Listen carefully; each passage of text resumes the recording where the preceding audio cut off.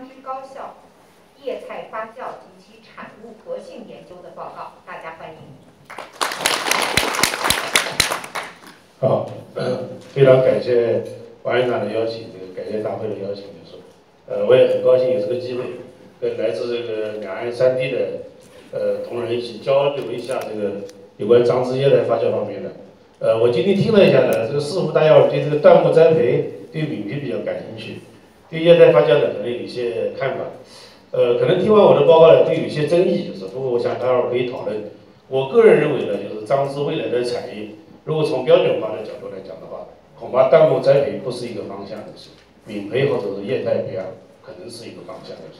另外一个呢，这个我得到了很多，刚才这个包括乔博士做报告的时候，因为他拿的市售的产品，包括我看到今天这个会场上有带过来的一些宣传资料，说这个液态发酵3天内的化合物比较少，我不完全赞同这方面的观点，因为我们做下来的结果呢，跟这边还是有一定的出入。今天我们课题组呢，陆正明博士他也过来了，因为他是这样做这个工作的，从他的硕士到博士一直到现在参加工作一直在做。我们课题组呢，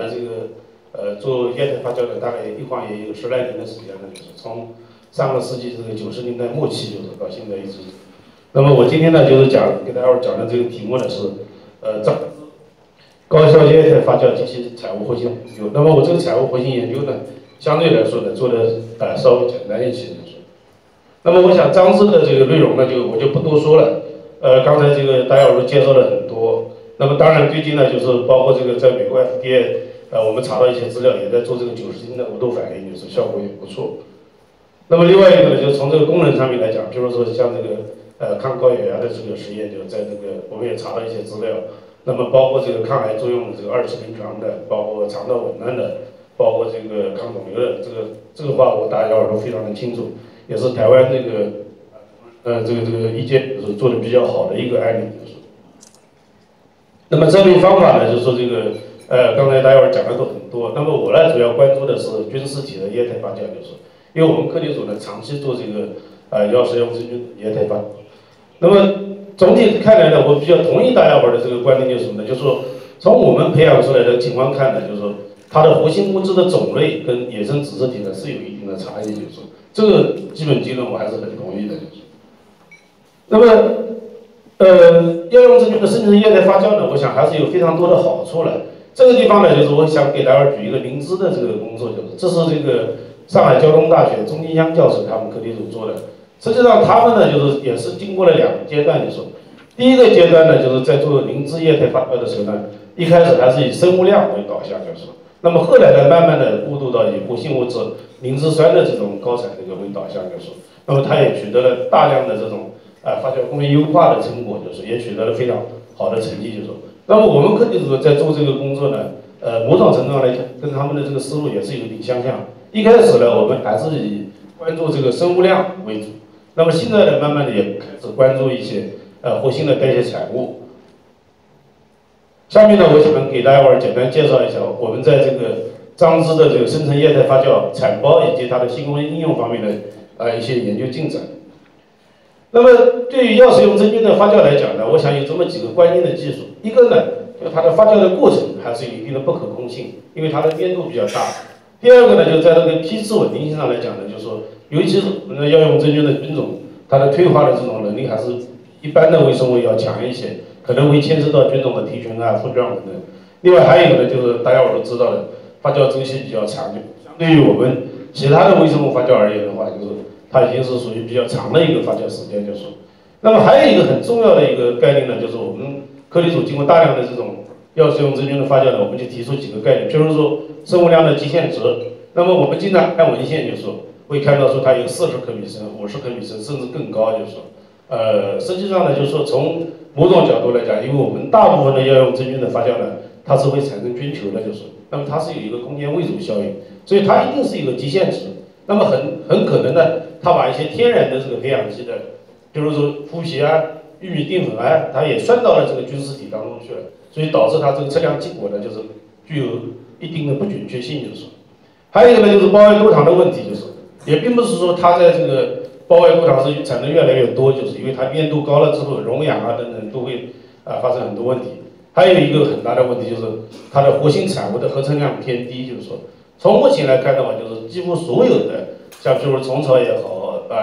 灵芝也好，包括我们的樟芝也好，就是我们报道的这些活性产物，如果从成药性的角度讲的话，假如说我们走现代中药或者走这个西药的这个路子的话，通过菌丝体发酵的这样的方式，通过这个断木培养的方式，通过抿培的方式，恐怕将来从产业化的角度讲都是有一定的困难。但是呢，我想中药的研究呢，就是我非常赞同，就是刚才这个乔博士讲的，就是说它有另外一个思路，它有 fraction 的概念，有这个组分的概念，就是说有协同作用的概念。所以说我们不能完全走西药的道路来做中药，就是说这是这个。那么从我们发酵的角度讲，也是有这样的问题，就是说尽管它的活性产物合成量偏低，但是它很多的化合物在一起，它会产生一个协同增效的这样的一个作用，就是当然呢，就是最近呢这几年，大药丸在这个发酵方面呢，也做了大量的这种小分子活性物质的过量合成的一些调控策略，比如说调控途径诱导效应物真菌和宿主的这个相互作用。比如说我们实验室在做樟芝的时候，我们就发现一些这个樟树的提取物，或者包括一些小分子的效应物，会使得它的菌丝体的量变得更多，就是说，或者是它的这个产孢提前，或者是孢子的萌发加快等等这样的一系列的情况，我们也有一些文章的发表。那么在陆正明博士这个做博士期间呢，就是我们就发现，在液体培养的过程当中呢，会产生这样的一些孢子，就是说，那么然后呢，我们也观察到了这个孢子呢，就进一步的萌化为菌丝体形成菌球以及这个这样的一个过程，就是说，那么所以说对于这样的一个发酵过程呢，就是我们在早期在2007、08年的时候，就是我们就做了一些这个优化的这个工作，比如说我们采用了这个人工声音网络的这种模型。然后把它的这个3T 的产量提高了大概120%左右，那生物量提高了大概75%左右。那么我们在2011年的时候也发表了一篇文章。那么刚才我也讲到，就是我们从这个樟树的提取物当中筛选，发现了一个小分子的效应物松油群。那么这个松油群的物质呢，可以显著的促进这个樟芝在液体发酵过程当中3T 的这个活性物质的合成，就是。那么我们在去年也发了一篇文章，就是说这也是我们陆博士这个做的一个工作。同时呢，就是刚才我讲的，就是在发酵的过程当中呢，我们发现了大量的这样的一些极孢子的产生，就是说，那么一开始呢，就是我们以为是我们发酵培养基染菌，就是说，那么后来呢，经过这个大量的观察呢，发现实际上是它的这个菌丝体断裂，就是说，然后形成了这样的一些孢子。那么在这个基础之上呢，就是这个我们就在想，就是说这样的一些孢子究竟有什么用？那我们也通过这个扫描定义确诊了这个孢子的这个它的内部的结构，就是包括它有一些细胞的形态，就是包括它的大小等等。那么这张图呢，就是我们可以看到，就是在发酵过程当中，我们看到了孢子的这种存在，然后呢，随着时间的延长孢子开始这个向两端延伸，就是说，然后慢慢形成这样的一个菌丝体，然后鼠状联合，就是包括这个菌丝体菌丝球这样的一整个的这个形态学的观察，就是。那么，当然我们也看到了，就是这个菌球形成的整个这样的一个过程，就是说，所以说我们在这个基础之上呢，我们就在想，就是因为我们是做发酵的，那么樟芝在液态发酵过程当中，它产生这样的一些极孢子，它产生的时间是什么？它对应的发酵阶段是什么？在什么样的条件下产生？为什么产孢？有什么用？是不是可以作为下一批发酵的种子来使用？就是说，那么我们就提出了这样的一些问题。在这个基础之上呢，我们也看了这个大量的这个情况，我们就发现，就是我们在这个液体摇瓶的时候，我们就发现8到9天的时候，菌丝开始断裂，这个是大量的产生了一些这个孢子，包括孢子产生的一些规律，我们也进行了观察。那么一开始呢，就是我们认为是不是因为这个培养基当中的这个营养耗竭了，就是使得它产孢，但事实上呢，就是我们发现呢，就是樟芝是在液态发酵的中后期产生极孢子，它的营养这个时候并没有耗尽，就是说它有一些其他的一些条件，就是说，所以说我们对于碳源、氮源、碳氮比、光性、离子浓度、基总量、pH 等等这些因素做了一个进一步的探究，就是说，就找到了就是在什么样的条件下，这个菌丝体在液体发酵的过程当中，它会稳定的产孢，就是我们在2013年的时候也发了一篇文章。那么在这个基础之上呢，我们就提出了一个新型的一个液态发酵工艺，就是由原来的菌丝体基种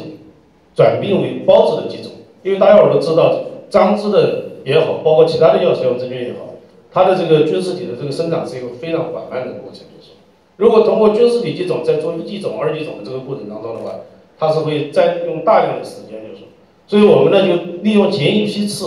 发酵过程当中它产生的孢子，就是我们通过一些方法把它收集起来之后，然后作为种子进行这个2次的这种发酵的这种培养，我们就提出了这样的一个工艺，就是。那么简单看一看，就是我们用菌丝体这个基种的方法，大家可以看到，就是说这个图片可能不太清楚，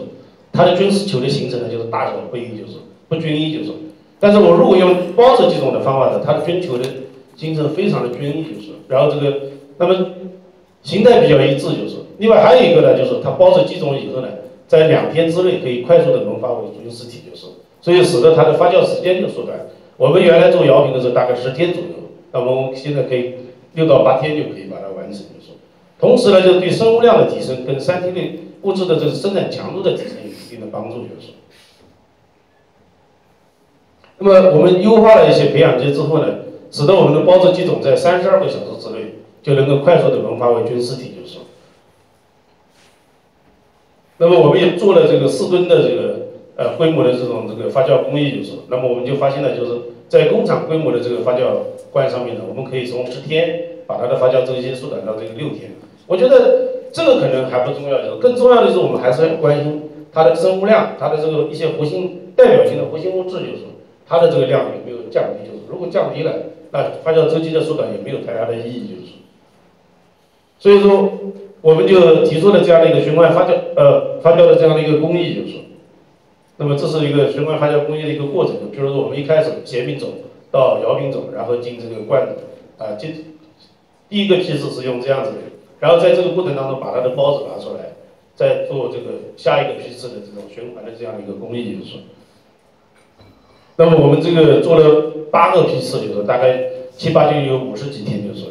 那么我们就发现了，就是通过这样的一种循环发酵的工艺，至少是目前来讲，我们做了8个工艺呢，总体说来它的生产产力、产量等等这些都还是有非常稳定，就是从发酵时间的角度来讲，就是它提高了，就是。那么成本也是有节约，就是。更重要的是它的这种菌丝体的量，包括就是它的一些这个代谢活性产物的这个生产呢，也并没有这个降低，就是。所以说我们大概估计了一下，比传统的批次发酵它的效率提高大概50%左右。所以简单总结一下，就是我们在几种方式，在这个发酵工艺的优化，在过程控制，在规模化发酵方面做了大量的工作，就是也取得了一些这个进展。那么下面呢，就是我想把我们课题组呢，就是说这几年就是在樟质液态发酵产物活性研究方面的一些进展，可能跟这个在座的比的话，就是也许我们的工作还不是那么的系统，就是。因为我的课题组主要还是做微生物出身，就是，但是我们也尝试着去回答一下，就是樟质的液态发酵产物跟这个淡墨栽培或者跟其他的植生，究竟在这个生物等效性上有多大的差异？所以这是大家伙非常关心的。我的这个樟质的发酵产物跟脂质体来讲的话，就是它的这种，这是这个我们这个5升的发酵罐它的一个形态，究竟有多大的差异？当然，物质分析我们可能跟乔博士课题组比的话，那确实是差别很大。所以说，下面呢我们可以探讨一下，看看我们把我们真正发酵出来的东西，因为我们的培养基是浸液发酵，没有用什么淀粉啊等等这些东西，可以拿回去做一些这个对比分析的时候，也许比市场上做的这个更好一些。那么在早期的时候呢，我们就做了这个一个樟质发酵菌粉这个大鼠的这个畸形肝血浆的这样的一个实验，就是。那么我们发现呢，就是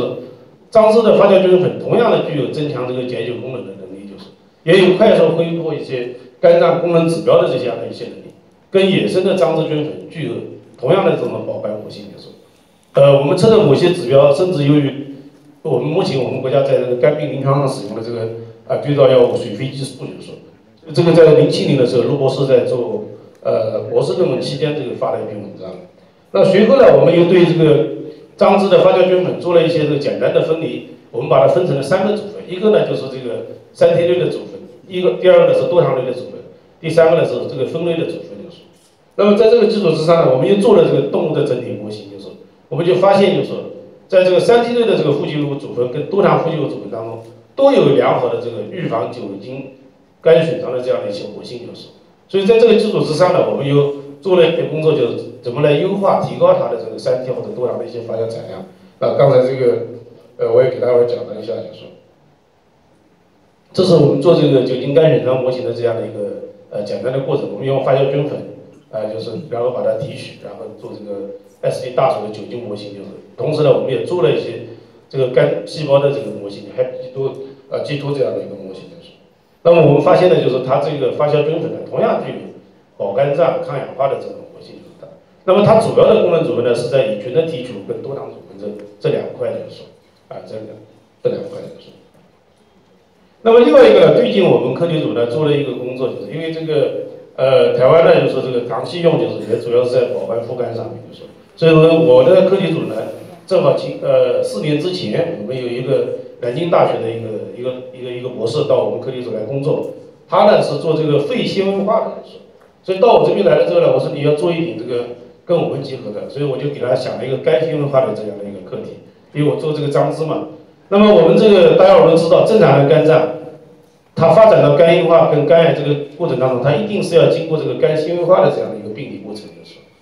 那么这样的一个过程，如果说我们把它有良好的这种生活习惯或者药物的干预的话，这个过程是可以减缓或者甚至有逆转的。所以我们就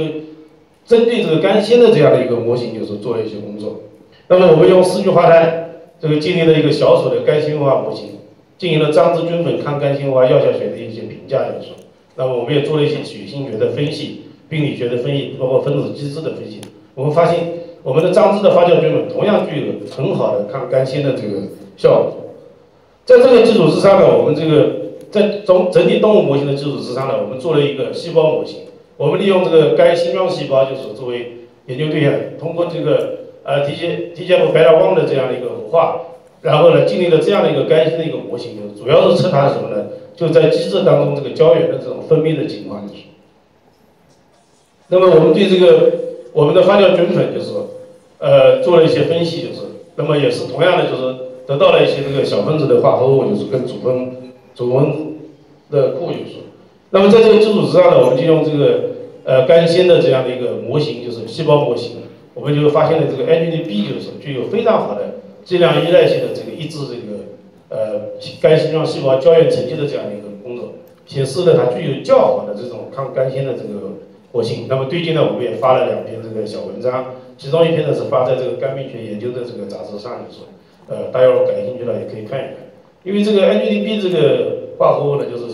在台湾好像这个最近研究的也比较多，就是也比较多。另外一个呢，我们也发现了其他的一些小分子化合物也有一定的这种在这个细胞模型上有一定的这种效果。那么这一个化合物呢，它的效果是最好的，就是。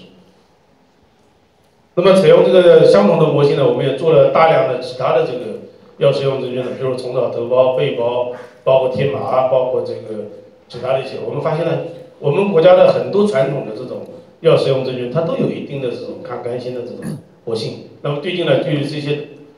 物质的基础，这个我们也正在做这个进一步的这个工作。如果我想就是假设我们今后如果能跟这个乔博士他们课题组或者相关的做这个天然药化的课题组这个来合作的话，那么可能这个工作会进展更快一点。因为我自己的化学基础比较差，就是我们课题组也是我们那个短板，就是所以今天来了之后呢，能够听到刚才乔博士的报告，我也非常高兴。那么下面呢，我想用2分钟的时间介绍一下我们的这个江南大学跟我的课题组。那这个呢是大家都知道，就是上海。我们无锡呢离上海大概是100公里多一点，开车的话大概1个半小时就可以到，就是。无锡的这个景致也非常好，这个是非常有名气的这个灵山大湖，就是说，那这是我们江南大学的本校门，就是这是校内的一些情况。我们学校的占地面积大概是有3100多亩，也是非常漂亮的一个校园，就是。那江南大学呢，就是说这个在食品发酵方面，在中国大陆这个学科应该是排名非常靠前的，就是。凡是搞食品发酵的，都知道的无锡轻工业学院就是，我们经常也开玩笑，食品发酵的江南大学硕士第1，在国内这个学科排名第1的话，没有人会说我们是排名第2的，所以这一点呢，我们也非常的骄傲，就是。那么我这个课题组呢，是在江南大学的药学院的这个我们叫制药工程实验室，目前呢，我们有14名教授，有2名教授，那今天我们史金峰教授也过来，然后有9名副教授，3名这个实验师。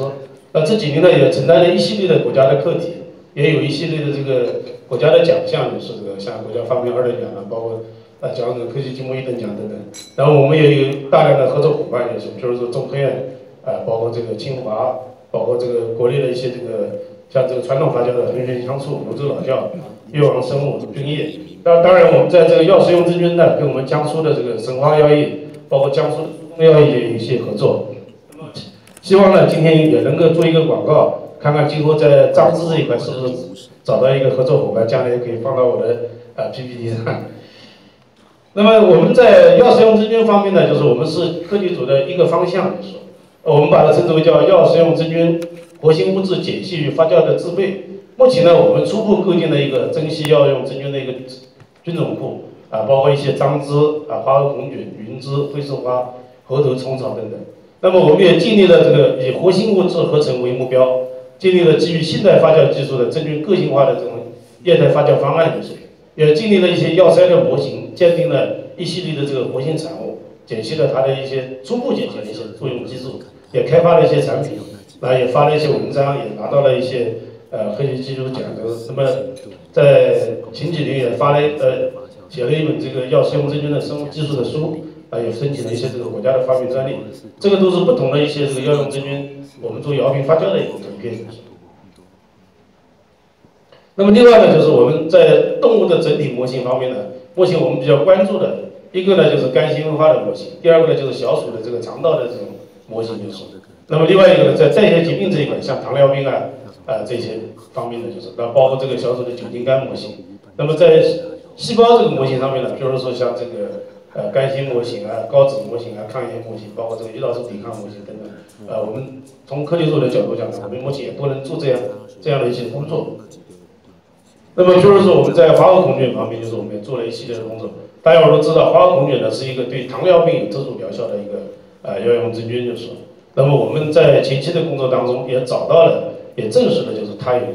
这样的一些这个效果，就是。那么我们也通过一系列的这种模型。也筛选获得了一些化合物，就是这个初步解析了它的结构，就是在这个过去的10几年当中，我们也承担了这个相关的863，包括国家基金省自然基金，包括还有一些企业的这个合作，就是。那这是我的email地址跟电话，这是我们课题组去年这个学生毕业的时候造了一个项目，但是人还不全，就是也是非常庞大的一个集体，就是。再次感谢，谢谢各位。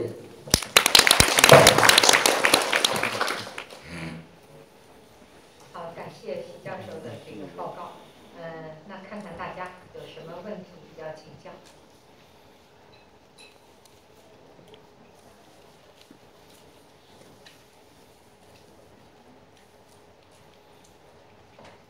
就是对于这个牛樟芝这个保食级的药用菌，那么应该来说呢是这样的一个好东西，让广大的这个百姓受益。这是我们的这个目标。那么仅仅呢是靠樟树上的这个野生的由于资源和产量的这个不足，所以说呢，我们要建立用现代的生物技术建立不同的培养方法，那么这是尤为重要，这是也是非常好的一个思路。那么下面请这个。没有人问问题，我就请教一个问题不好意思，就是说那个，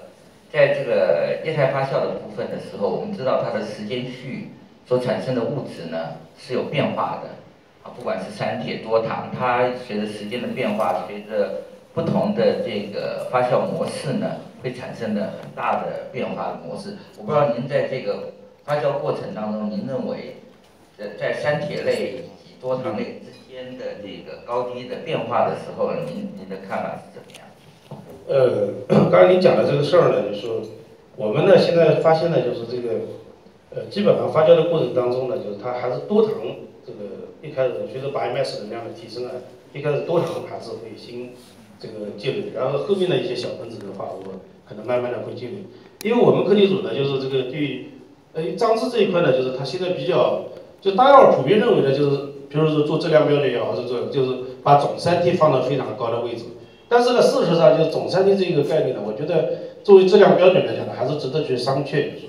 那么另外呢，就是我想就是，如果可能的情况下，今后我们找到一些这个比如 biomarker 或者一些小分子的话，作为这个它的这种自控的标准呢，那么我们就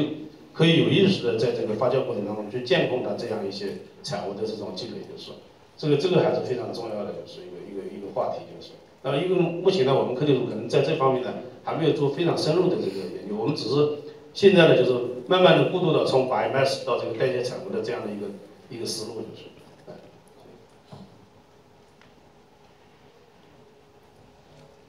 看看大家还有没有问题？